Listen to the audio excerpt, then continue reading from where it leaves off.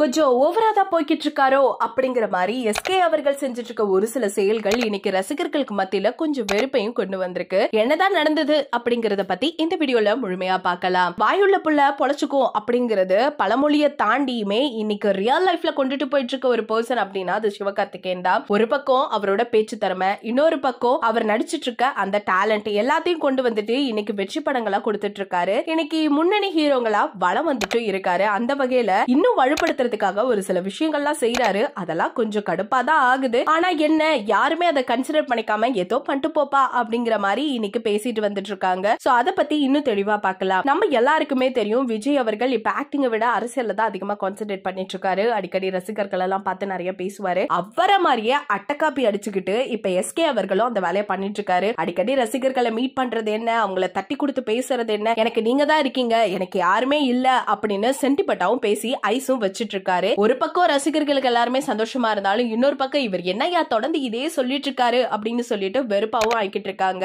ஏன் சம்பந்தம் இல்லாம அடிக்கடி ரசிகர்களை சந்திக்கிறாரு அப்படிங்கிறது தெரியல. சம்பந்தமே இல்லாம மீட்டிங்க போட்டு அவங்கள வர வச்சு அவங்க கிட்ட நிறைய விஷயங்கள் பேசுற மாதிரி சென்டிமெண்ட்டை மட்டுமே கிரியேட் பண்ணிட்டு இருக்காரு. இதெல்லாம் பார்க்கும்போது ஒருவேளை விஜய் அவர்களை அட்டக்காப்பி அடிச்சுக்கிட்டு தான் இந்த மாதிரி வேலையெல்லாம் பண்றாரா அப்படிங்கிற மாதிரியும் தெரியுது. ஒரு பக்கம் அஜித் என்ன பண்றானா ஏனோ தானோன்னு படம் நடிச்சிட்டு இருக்காரு. விஜயும் அரசியலுக்கு போயிட்டாரு. இந்த ரெண்டு பேருக்கு இடைக்குள்ள புகுந்துட்டு நம்ம கை தூக்கி நின்றலாம் அவரோட பிளானா அப்படிங்கறதும் தெரியல. ஆனா இப்படியும் பேசப்பட்டு இருக்கு. இன்னொரு பக்கம் என்னன்னா, நம்ம எல்லாருக்குமே தெரியும் அமரன் படத்துல டிஃபரெண்ட் கேரக்டர்ல நடிக்கிறேன் அப்படிங்கிற மாதிரி அவர் நடிச்சிட்டு வந்துட்டு இருந்தாரு. ஒரு பக்கம் நல்லா தான் இருந்துச்சு. அதெல்லாம் வச்சு மக்களை ஈஸியா கரெக்ட் பண்ணிடலாம் அப்படிங்கிற ஒரு நம்பிக்கையில தான் அவர் அது மாதிரி படம் எடுக்கிறாரோ அப்படிங்கிற மாதிரியும் தோணுது. இன்னொரு பக்கம் இவர் இப்ப அதிகபட்சமா கான்சென்ட்ரேட் பண்ணிட்டு இருக்கிறது எல்லாமே சினி ஃபீல்டு தான். இப்ப ரீசெண்டா கூட அவர் மேல ஒரு சர்ச்சைக்குரிய ஒரு விஷயங்கள் தள்ளப்பட்டுச்சு பெண்கள் விஷயத்துல. சோ இதுல எல்லாம் ரசிகர்கள் டல் ஆயிட்டாங்களா, நம்மள பத்தி தப்பா எதுவும் நினைக்கிறாங்களா அப்படிங்கிற ஒரு கேள்விக்குரிய உடைக்கிறதுக்காகவே அடிக்கடி சந்திச்சு பேசுறாரான்னு தெரியல. எது என்னவோ போங்க, மக்களை என்டர்டெயின் பண்ற மாதிரி அவர் இருந்துட்டா போதும், அதுவே நமக்கு ஹாப்பி தான் அப்படிங்கிற மாதிரி ரசிகர்கள் இன்னொரு பக்கமா பேசிட்டு இருக்காங்க. சிவகார்த்திகேயன் பண்றது உங்களுக்கு வெறுப்பா இருக்கா, இல்ல இவர் பண்றதெல்லாம் இப்படித்தான் அப்படிங்கிற மாதிரி சகஜமா போறீங்களா, இல்ல என்டர்டெயின் பண்றாருப்பா போதுப்பா அப்படின்னு நினைக்கிறீங்களா அப்படிங்கறத மறக்காம நம்ம கமெண்ட் செக்ஷன்ல ஷேர் பண்ணிக்கோங்க.